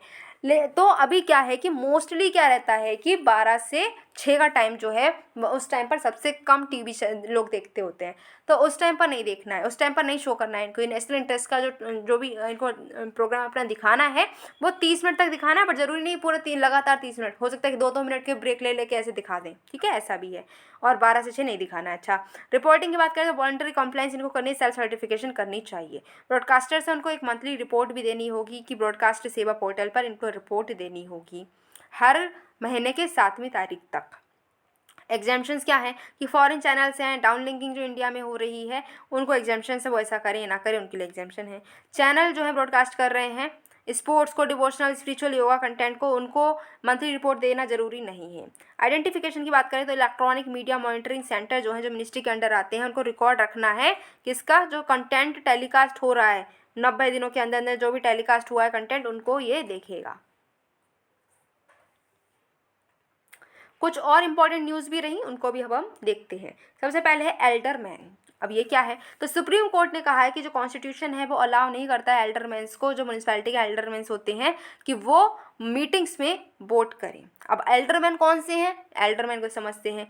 तो एल्डरमैन क्या है, सिटी काउंसिल के मेंबर या फिर म्यूनसिपल बॉडी के कोई भी मेंबर, ठीक है, जिनके पास में रिस्पॉन्सिबिलिटी है कि वो अपने लोकेशन का यूज़ करें, ठीक है,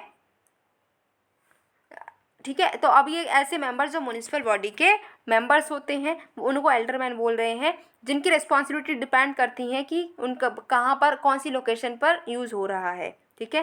दिल्ली म्यूनसिपल कॉर्पोरेशन एक्ट 1957 के अकॉर्डिंग जो एलजी हैं, ठीक है, वो 10 इंडिविजुअल्स को नॉमिनेट कर सकते हैं जिनकी एज 25 हो, कॉर्पोरेशन के लिए उनका नॉमिनेशन हो सकता है। एल्डरमैन बहुत ही इंपॉर्टेंट रोल प्ले करते हैं इलेक्शंस में, स्टैंडिंग कमिटीज़ की, एमसीडी इन हाउस की और वार्ड कमेटी मीटिंग की। National level multi state cooperative societies की बात करें तो 3 national level multi state cooperative societies को सेट किया गया है, और इन अचीव हमें क्या करना है, सरकार से समिति जो हमारा गोल है उसको अचीव करने की हम बात यहाँ पर कर रहे हैं। अब हम बात करते हैं कि जो हमारा multi state cooperative society act है 2002 का, इसके अंडर हमने 3 कोऑपरेटिव बॉडीज़ को बनाया है। एक है national multi state cooperative export society, दूसरा national multi state cooperative organic society, third one is national multi state cooperative seed society. इनके बारे में सबको पढ़ना चाहिए, चलो हम भी पढ़ लेते हैं। National multi state cooperative export society की बात करते हैं, एक अम्ब्रेला ऑर्गेनाइजेशन है जो कि एक्सपोर्ट्स को देखेगा, जो हमारा सरप्लस जो भी गुड्स बन रहा है उसको हम गुड्स एंड सर्विसेज के एक्सपोर्ट कर सकते हैं, नेशनल लेवल पर ये काम करेगा, ठीक है।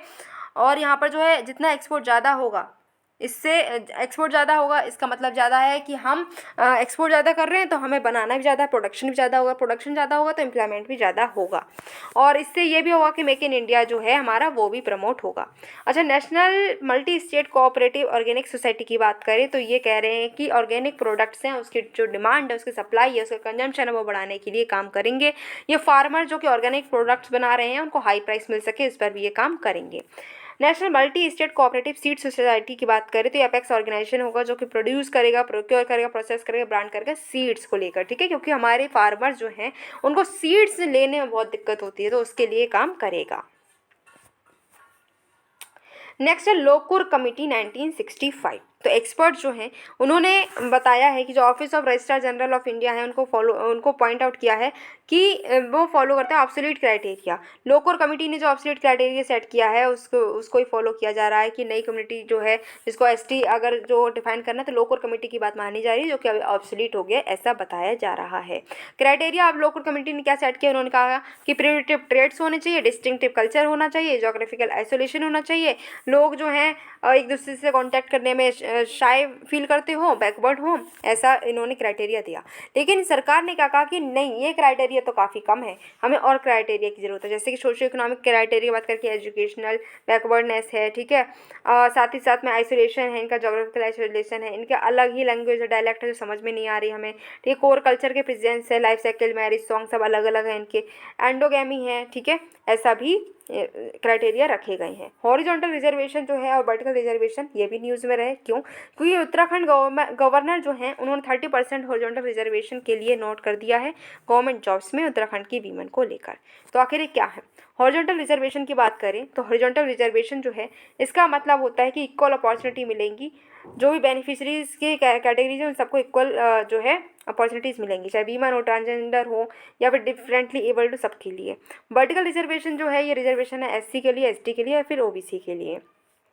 हॉरिजॉन्टल जो रिजर्वेशन है ये अलग अलग कैटेगरी में सेपरेटली अप्लाई होता है, और यहाँ पर वर्टिकल की बात करें तो ये सेपरेटली हर ग्रुप में अप्लाई होता है। आर्टिकल 16(1) और 15(3) जो है हॉरिजॉन्टल रिजर्वेशन को अलाउ करता है, और वहीं पर 16(4) जो है वो बात करता है वर्टिकल रिजर्वेशन की। अब हम बात करेंगे ज्वाइंट पार्लियामेंट्री कमेटी की। अभी हुआ यह है कि पार्लियामेंट जो है उसने जो अपोजिशन थी ज्वाइंट पार्लियामेंट कमेटी की, जो अपोजिशन की जो डिमांड थी, अपोजिशन कह रहा था कि ज्वाइंट पार्लियामेंट्री कमेटी बनाई जाए, इसको रोक दिया है पार्लियामेंट ने। तो आखिर ये कमेटी क्या है? तो ये एक एडहॉक बॉडी होती है जो कि अपने टर्म के बाद में डिसॉल्व कर दी जाती है। एक स्पेशल ऑब्जेक्ट, एक स्पेशल एम के लिए इसको बनाया जाता है। इसमें कितने मेंबर्स होंगे ये पार्लियामेंट डिसाइड करता है। मेंबर्स दोनों ही हाउस से हो सकते हैं, ठीक है, रूलिंग पार्टी और अपोजिशन से भी यहाँ पर मेंबर हो सकते हैं। ये स्क्रूटनाइज करते हैं डॉक्यूमेंट्स को, और अगर क्वेश्चन इन्हें करने होते हैं तो ये लोगों को सम्मन भी कर सकते हैं, ठीक है। ये इनका जो रिकमेंडेशन है वो गवर्नमेंट पर बाइंडिंग नहीं होता है। नेक्स्ट है मोशन ऑफ थैंक्स। तो आर्टिकल 87 जो है वो कहता है कि प्रेसिडेंट का स्पेशल एड्रेस होता है हाउस ऑफ पार्लियामेंट के लिए जब फर्स्ट सेशन स्टार्ट होता है जनरल इलेक्शन के बाद में, या फिर फिस्कल ईयर हमारी शुरू होती है, उसका फर्स्ट सेशन जब शुरू होता है तब हमारे जो प्रेसिडेंट हैं वो मोशन ऑफ थैंक्स जो हैं वो देते हैं। एक स्पेशल एड्रेस ये होता है। जो स्पेशल एड्रेस के बाद में मोशन ऑफ थैंक्स आता है, ठीक है। मोशन ऑफ थैंक्स प्रेसिडेंट नहीं दे रहे हैं, प्रेसिडेंट कर रहे हैं स्पेशल एड्रेस हमारे हाउसेस के लिए। उसके बाद में मोशन ऑफ थैंक्स आता है, दोनों हाउस जो है मूव करते हैं, प्रेसिडेंट को थैंक करते हैं कि उन्होंने जो स्पेशल एड्रेस अभी किया है उसके लिए। फिर जो एमपी हैं वो अपने डिसएग्रीमेंट को भी एक्सप्रेस करते हैं, अमेंडमेंट जो है उसको मूव कर पाते हैं, और अगर मोशन ऑफ थैंक्स डिफीट हो जाता है इसका मतलब सरकार की हार हुई है। अब बात करते हैं इलेक्ट्रॉनिक सुप्रीम कोर्ट रिपोर्ट्स की, प्रोजेक्ट्स की, ठीक है। तो सीजीआई ने अनाउंस किया है कि electronic supreme court report project को लॉन्च किया जाना चाहिए, जिससे कि जजमेंट जो हैं वो कॉमन लोगों तक पहुंच सकें, ठीक है। ये एक ऐसा इनिशिएटिव है जो कि प्रोवाइड करता है डिजिटल वर्जन। जो भी हमारे अपेक्स कोर्ट के जजमेंट रहते हैं वो डिजिटली हर किसी के लिए अवेलेबल रहेंगे, हर कोई उसके जो सुप्रीम कोर्ट की रिपोर्ट है उसको देख सकता है।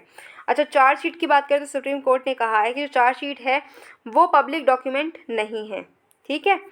ये भी तो पब्लिक डोमेन में इसको पुट करना अच्छी बात नहीं है। कोई चार्जशीट है विक्टिम की, ये राइट है कि वो अपनी चार्जशीट जो है वो पब्लिश ना करने दे, ठीक है। हमें चार्जशीट किसी की भी आप पब्लिक डोमेन में नहीं डाल सकते, ये जो है कोई पब्लिक डॉक्यूमेंट नहीं है, ऐसा सुप्रीम कोर्ट ने कहा है। चार्जशीट क्या होती है? तो पुलिस रिकॉर्ड होता है जहाँ पर हर पर्सन का नाम जो है वो शो हो रहा होता है, जिनको कस्टडी में लिया गया है, जिन पर कोई एक्यूज किया गया है, या फिर उनकी आइडेंटिटी जो है वो भी इसी में लिखी हुई होती है। एफआईआर की बात करें तो रिटन डॉक्यूमेंट होता है जो पुलिस प्रिपेयर करती है जब उनको कोई इन्फॉर्मेशन मिलती है, कोई भी ऑफेंस हुआ है तो सबसे पहले एफआईआर ही लिखी जाती है। फिर सुप्रीम कोर्ट जजमेंट जो है वो अवेलेबल रहेगा 4 लैंग्वेजेस में, ऐसा भी आया है न्यूज़ अभी। तो सीजीआई ने कहा कि जजमेंट है सुप्रीम कोर्ट ने डिलीवर किए हैं वो अभी 4 लैंग्वेजेस में और ट्रांसलेट होंगे, हिंदी, तमिल, गुजराती और उड़िया में भी अब ये सुप्रीम कोर्ट के जजमेंट्स अवेलेबल रहेंगे, जिससे कि सिटीजन्स हैं जो इंग्लिश समझ नहीं आती तो वो इनको भी समझ सके, दूसरी लैंग्वेज में भी सुप्रीम कोर्ट के जजमेंट को समझ सकें। नेक्स्ट है बेल प्रोसेस। तो अभी सुप्रीम कोर्ट ने कहा है कि बेल प्रोसेस जो है वो बहुत पुरानी हो चुकी है, उसको रिफॉर्म करने की ज़रूरत है।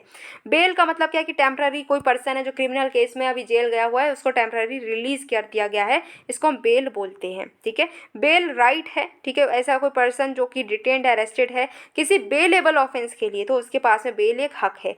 एंटीसिपेटरी बेल की बात करें तो कोई पर्सन जो है वो अरेस्ट अगर कोई पर्सन जो है वो जो नॉन बेलेबल ऑफेंस के लिए अरेस्ट हो सकता है तो उससे पहले ही वो एंटीसिपेटरी बेल के लिए अप्लाई कर सकता है।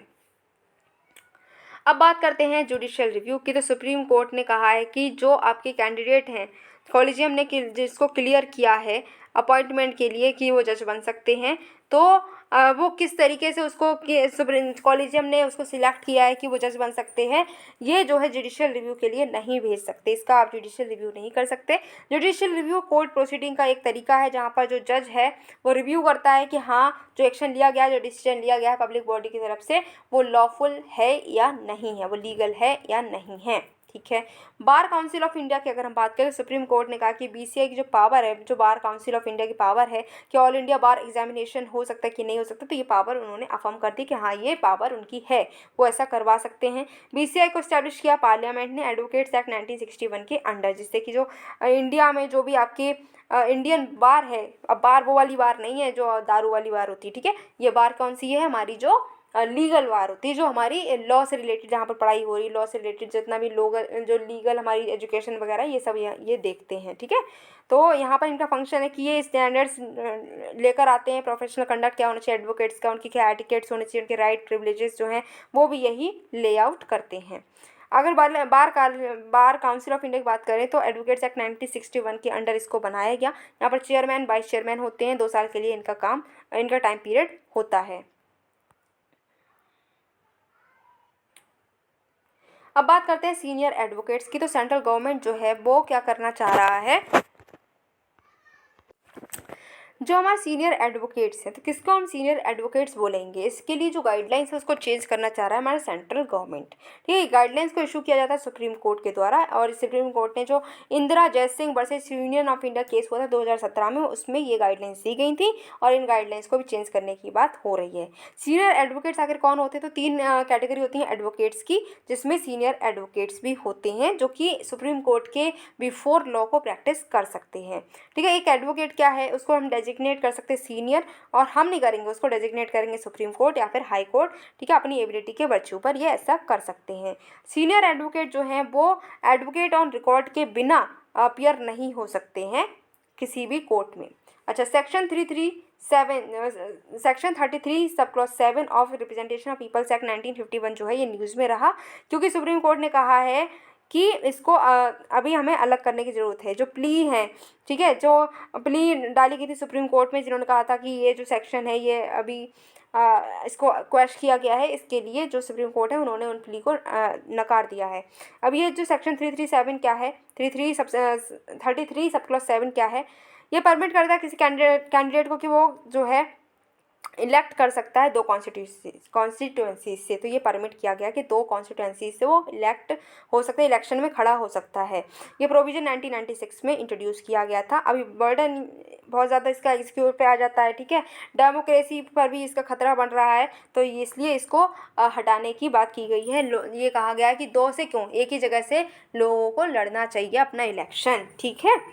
अच्छा, इलेक्शन कमीशन ऑफ इंडिया जो है उन्होंने वो डिसाइड करेंगे कि पार्टी नेम और सिंबल, ये भी न्यूज़ में रहा। आर्टिकल 3 to 4 जो है रीड विद इलेक्शन सिंबल से रिजर्वेशन एंड अलॉटमेंट ऑर्डर 1968, ये एम्पावर करता है इलेक्शन कमीशनर ऑफ इंडिया को कि पॉलिटिकल पार्टीज़ जो हैं उनको रिकॉग्नाइज करें और सिंबल्स को अलॉट करें।